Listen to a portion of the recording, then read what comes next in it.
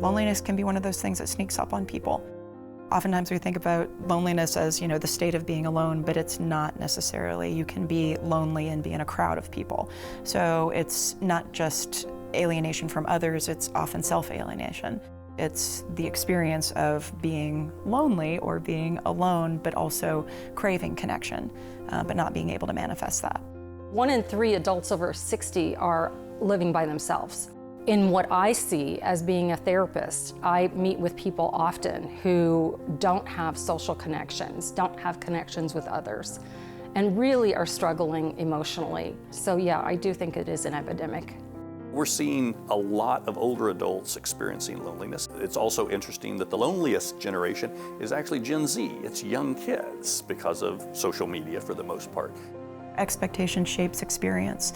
So how you expect the world to be really does color how you engage with it, and that changes the world that is open to you. So if you believe that you can be successful, that you can find connection with people who are similar-minded and people who will care about you and who you can care about, if you believe that, they're there.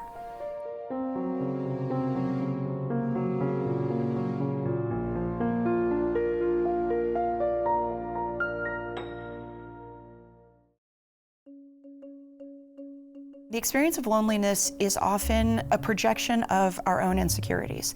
We have a tendency as humans, when we're given a blank slate, given a neutral stimulus, we tend to project our insecurities onto that. So oftentimes, loneliness is one of those things where you carry it inside of you, and when you're given something that is neutral, that could be interpreted as an opportunity, or it could be interpreted as something devastating, all of that gets projected onto the experience, which is why that self-alienation is such a big piece of it. And it doesn't matter often whether you're surrounded by people or alone in a room. Somebody can be alone and be perfectly fine with it. Others might be in a crowd and feel lonely. Loneliness differs from depression. It's not the same as a clinical depression. And so it may be something that kind of goes under the wire, doesn't get diagnosed, doesn't get acknowledged. Anybody can experience loneliness. The most outgoing people in the world can be lonely. I call them extroverted introverts. They can put on a good face outwardly and connect with lots of people, but inwardly they may still feel very lonely.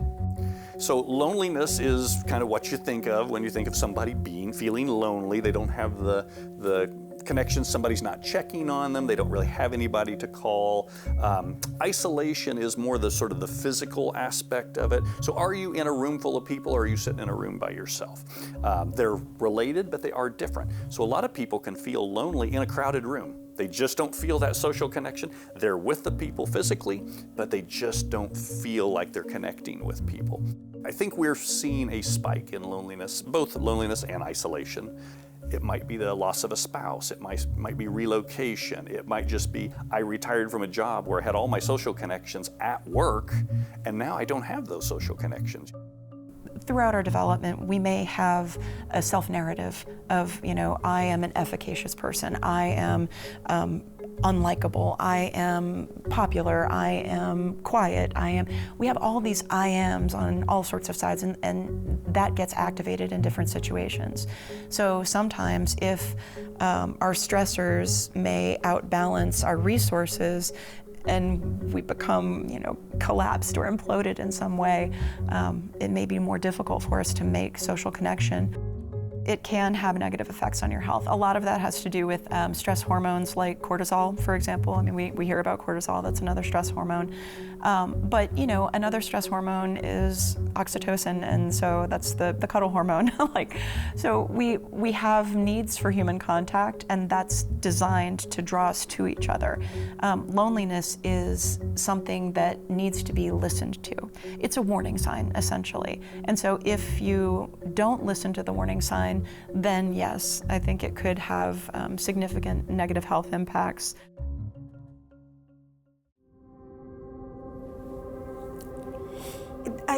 I can't really describe it. Losing your child is just worst thing that can happen to you. It was an absolutely devastating time. And there are really no words for it. You know, you'd have people saying, well, it's been 2 years. You know, you should be over this. You hear people try to say things that they think will help, and they don't. And to me, if you ever find yourself talking to a person who is experiencing that, never tell them you understand, unless you've been there. Yeah. I still can't talk about Paul without No, tearing I up. can't either. No. No matter how many people you're physically surrounded by, your internal dialogue that you're having with yourself about all of the things that you're feeling or experiencing is just a really lonely place to be. I mean, it just changes you. We talk often, you know, it's this hard line in the sand of who you were prior to the death and who you are after the death. And so much of that journey is about reinventing yourself. Like, you know, what parts of me am I going to carry forward? How do I carry this person alongside me that's no longer here physically with me? A lot of times it can really manifest itself in physical symptoms. You know, you may be hearing people talk about headaches, stomach aches, the inability to sleep, the inability to eat. You know, it really just turns your world upside down, and you really just genuinely struggle with kind of tasks that you take for granted. You know, those simple tasks of waking up in the morning, taking a shower, brushing your teeth. You're really incapable in the early days, weeks, months of really just doing those simple tasks. You feel lonely, so you feel like maybe people in your life aren't quite understanding of what you're going through, so then in turn you isolate, so then you're really just not navigating your outside world. Work is a struggle, social interactions are a struggle, it's all consuming, and so therefore you isolate, right? You don't have the emotional capacity to be in a social setting, to expend that kind of level of energy that you might have been able to do before. You may not have the tolerance for some of the things that you were able to handle prior to this death. And so when you socially isolate, you're not getting around people, you're not interacting, your mental health takes a toll. For me, it'll be 8 years in February since my son died, and I think about him every day, but not quite the same way that I was in those early days, where it's just, that's all I wanted to talk about. And so, and your fear as a grieving person is they're gonna forget them. My person is gonna be forgotten. No one's gonna say their name again. And that's hard. We really need to integrate that person into our lives. One of the biggest things that we want to do here at Lost and Found is create a safe place where we can normalize that for people, where we are teaching people that what you're experiencing does not mean you're broken, does not mean that you won't be okay again, but this is a normal, natural reaction to the love and the feelings that you had for someone who was so incredibly important in your life. Human connection is critical to this, and so it's finding your proper support system, whether it's coming into a support group here, whether it's being at your church, whether it's, you know, your own circle of friends, whatever that looks like for you. Just acknowledging and recognizing that you don't have to do this alone, that it's okay. And I think that that's what we offer here at Lost and Found, is just a safe place for people to know you don't have to do this alone. You don't have to figure it out on your own. There are other people in similar situations, and it's okay. It's okay to feel the way that you feel. It's okay to be sad. So what we know about therapeutic support groups is that you're able to get into a space with other people that are going through a similar experience as you, where you can say things that maybe you can't say in other areas of your life, where somebody in that room genuinely, truly understands it. It really provides a safe atmosphere for somebody to feel heard, for someone to feel understood, and that's where the healing takes place, is when people are safe and can say things without judgment. I lost my husband 20 years ago, and before he passed away, he said, your job is going to learn to be alone without being lonely. And so I've kind of made that a goal for years now, is to look for opportunities. And I think it's just going out in your neighborhood and saying, hi, I'm your new neighbor, and just making those kinds of reaching out. It's not always comfortable, it's not, but it's really worthwhile. It takes a lot of courage and self-esteem to build new relationships with people if you don't have those relationships already established. Reaching out into an uncomfortable situation and introducing yourself, or putting yourself into an uncomfortable situation and making yourself vulnerable, that's very hard for a lot of people. So already having a sense of depression or anxiety can just make that even harder to step into a place of connection with other people. I think any time that someone engages outside of themselves with other people, with activities that they really enjoy, that's a real key, something they really enjoy doing, you are less introverted and less concerned about yourself. If you're busy, you have less time to be lonely. And I think there's a difference between lonely and being alone. I lost my husband a little over a year ago, and my kids all live out of state, so I've had more alone time than usual. But I'm thinking, because I've stayed engaged, been very active with friends and people and social groups and volunteering, I've been alone a lot more than usual, but I really can't say I've had more than fleeting moments of feeling lonely. And there's a big difference. I really enjoy still being engaged. I'm retired from full-time work, and I really don't want to work full-time anymore, but I do enjoy working with people, getting to meet new people, having new experiences. So it's just very rewarding, feeling like that we're contributing something of value, and still being a productive member of not the workforce, but the volunteer force. I noticed that my friends were retiring, and maybe they didn't have a plan. And when I asked them, what are you going to do? They didn't really know. They just knew they weren't going to work and go back to the same building they've gone to for 30 years. Retirement is weird. I've been through it a couple of times now, and after 3 retirements and failed at them, you think, wouldn't it be great when they turn off the email? Well, they do. And they take away your name badge or your key, and that whole world just kind of disappears for you. And for a lot of us, that's a highly social environment, our work. And when that's gone, loneliness and isolation can sit in pretty easily. You have to establish new connections after that chapter of your life. And so this is all about just kind of opening a new chapter. And we're not really taught how to do that. How do you open a new chapter after you finish with that work life? And I will tell you, this can be your best years. There's your work friends, and then they're gone. I was searching for something to do and a way to use some of my talents and give back to my community. You can't be lonely when you're volunteering at all. If you're just thinking there ought to be more to my retirement than what I'm experiencing, if I have a little bit of time, it doesn't take a lot of time, it can be just a couple hours a week, but you could be making a difference in a child's life. If you're interested in Big Brothers, Big Sisters, or being a math or reading buddy, that just takes a couple hours and it changes somebody's life forever. There's just so many different types of volunteer opportunities. You can find something that fits you, and the nonprofits are really good about being flexible. And we see it over and over and over when people retire. They're kind of feeling lost. We plug them into the community and they blossom. Hi there. It helped me a lot personally because I ran the networking telecommunications department at Missouri State University, and I knew a lot of people and had a lot of responsibility.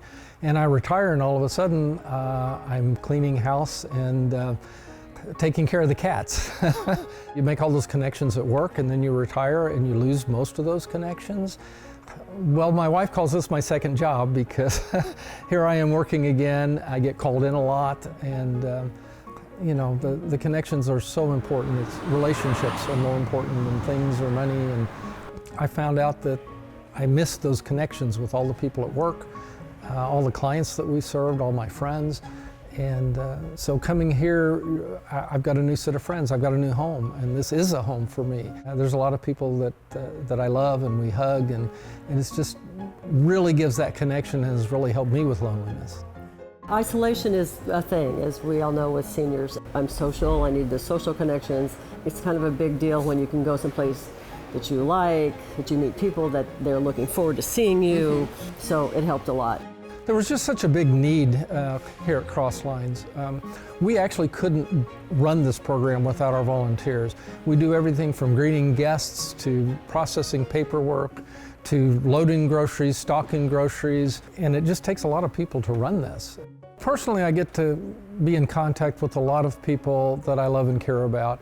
You get to know our guests and what their struggles are. You get to see them as real people with real needs that deserve love and attention just like everybody else. The volunteers have been the same. You know, you get to know people, you love them. It's about relationships and about helping each other. Well, I do it for myself. It makes me feel good. Ah, nice. That's kind of a selfish reason. I'm helping others, but it helps me.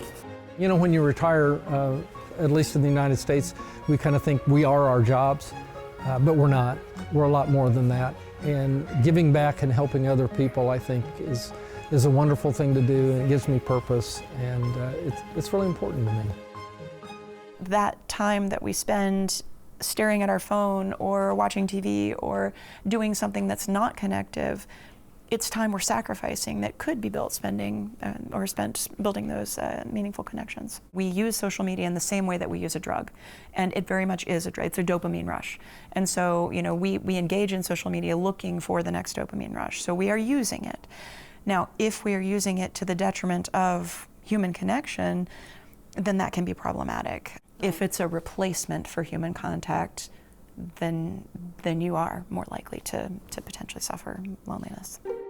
People aren't looking for another full-time job, but sometimes once they see the work of the nonprofit community, they become inspired by it. And so we help them discover what's going on in their own backyard.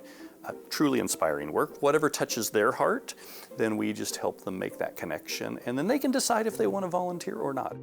Everyone needs to feel needed, right? So they find these places where they discover that, you know, their skills are truly needed, and if we find those volunteer opportunities to not only touch their heart but also match their skill set, it's like magic. That's when the spark happens. I had talked about Crosslines, and we would talk about it together, and it would be, yeah, we should do that someday, you know, this kind of thing. And finally I said to Ray, I'm going over there. He said, okay, I'll take you. I'm sitting in the car, and it's like 10 minutes, 15 minutes. Deliberately. Yeah, I didn't know that. And so finally, well, I'll better go in and see what's going on. And somebody, Diana, talked me into, well, I said, you want a tour? Yeah. Well, I started going on the tour. I thought, oh, this is kind of cool. Even counting diapers, I thought that was kind of cool. And then I saw Intake, which is where I'm working now, which is the computers. And that is really cool. And I just said, okay, I'm in. And that was how it started. We all need community, and work provided that community, and when a lot of that was lost, I came to Crosslines, and this is another community, and I love these people, and they love me, and this is home for me, and so it really fills in those connections that are missing. I honestly think our purpose on this earth is really to help each other in love and community, and this gives me a place to do that. I love the people I work with. I love the guests that come in. Many of them are my friends on both sides, and it's a wonderful place to have a purpose, to give back, to help each other, and to promote love and harmony in this world. I have a great circle of friends that I've met actively looking for ways to connect with people. And I was from here. I'd lived here in the past, but it had been about 20 years since I'd lived in Southwest Missouri, so I really had to rebuild those connections. There's a book called Wonder Drug that is written by 2 doctors, and it outlines all the different health benefits of serving others. So it helps them physically, mentally, spiritually. I mean, it's truly like a wonder drug when you have purpose in your life and you're giving to others. And it's just remarkable how it works. It also sort of provides a lot of people that thing that was missing when they left their job. There's also a significant value in friendships that are built over time and where you have something in common other than just that familial connection. So it's very important for people to get out and find the things that interest them, that they can go and find others that they can have those conversations with and build those relationships. If you believe that you can get yourself out of the cycle, then you're much more likely to be able to mobilize and get out of the cycle.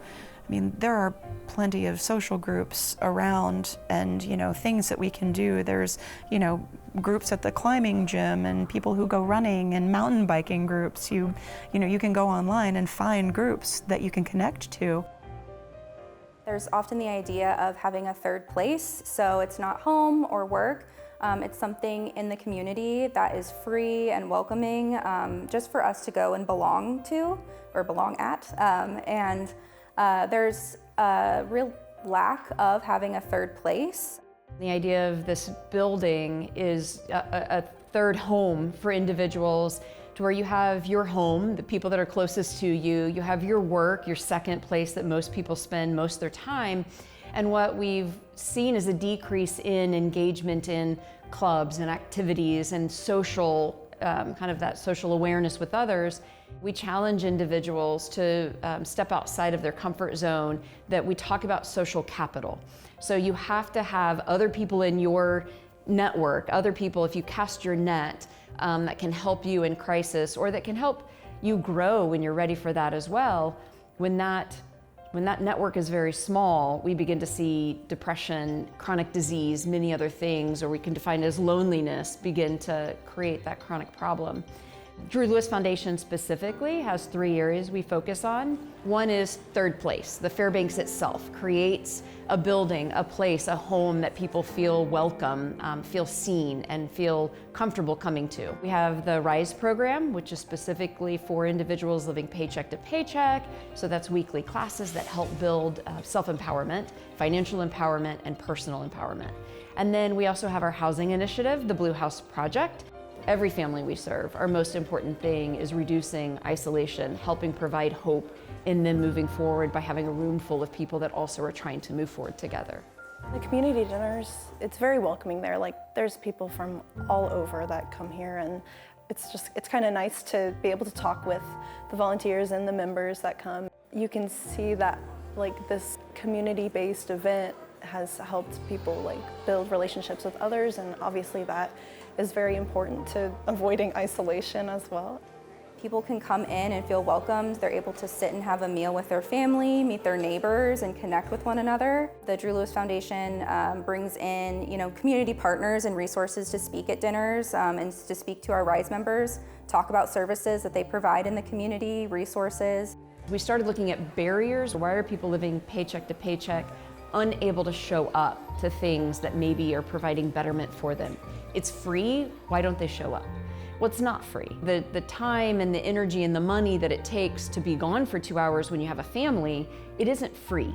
And so we looked at, okay, what barriers can we reduce? Let's make sure that food is there. No one's having to worry about it. Let's make sure that childcare is provided. So we started doing more potluck style. It's culturally the thing you do.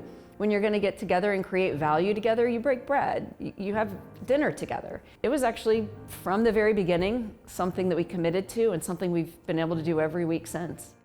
We all just need a little bit of hope. We need to come together. We need to create community because that's what's been lost. And so we just want to recreate community in this sense of hope, connectedness. Know your neighbor, be neighborly. I'm a therapist, and so therapy would be the obvious recommendation. Sometimes that is scary, though, and sometimes there's a stigma against that. I think the most important thing is understanding that what you're feeling is a warning sign, but it's an opportunity. And so if you can interpret it as an opportunity, all of the anxiety that you feel, it's not you being crushed, it's your body readying itself to make a move, to do something, to mobilize resources so that you can be successful. The biggest piece of advice that I can give is don't be afraid of negative emotion. So often we think that we're supposed to be feeling positive emotions, and so we try to hide negative emotions, not just from other people, but from ourselves too.